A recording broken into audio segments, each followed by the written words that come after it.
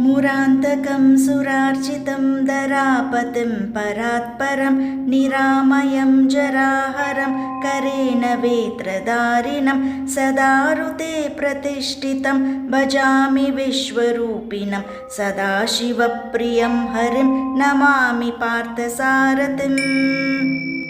मुरान्तकं सुरार्चितं दरापतिं परात्परं निरामयं जराहरं करेण वेत्रधारिणं सदारुते प्रतिष्ठितं भजामि विश्वरूपिणं सदाशिवप्रियं हरिं नमामि पार्थसारथिम्।